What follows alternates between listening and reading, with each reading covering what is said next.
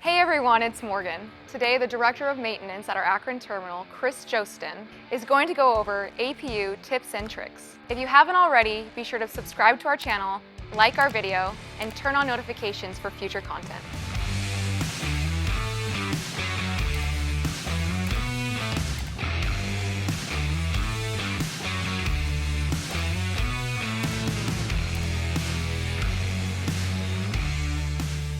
Hey guys, Chris Jostin, Director of Maintenance for Heil Truck Lines.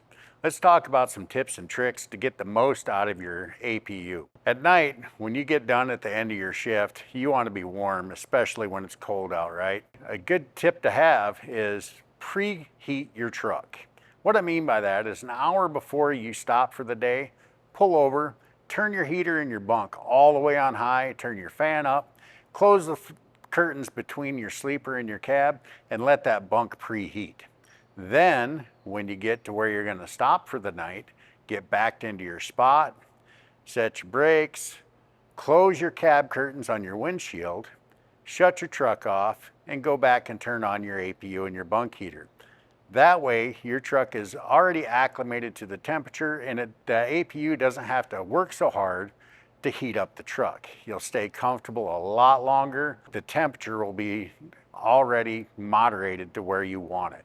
You do the same thing in the summer, guys.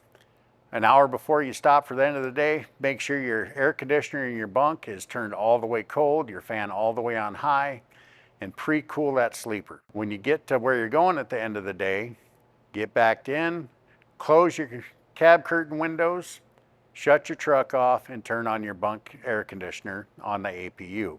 This way, it stays a lot cooler in the truck and it doesn't have to work so hard. Another thing to remember is the APU, whether it's your bunk heater or your air conditioner, brings that ambient temperature 30 degrees above what it is outside or 30 degrees below. So if it's 60 degrees out, it's going to heat it up to about 90 degrees, give or take a couple degrees. Now, an important thing to remember when we're talking about that bunk heat as well is turn off your bunk fan. That knob all the way on the right needs to be in the off position.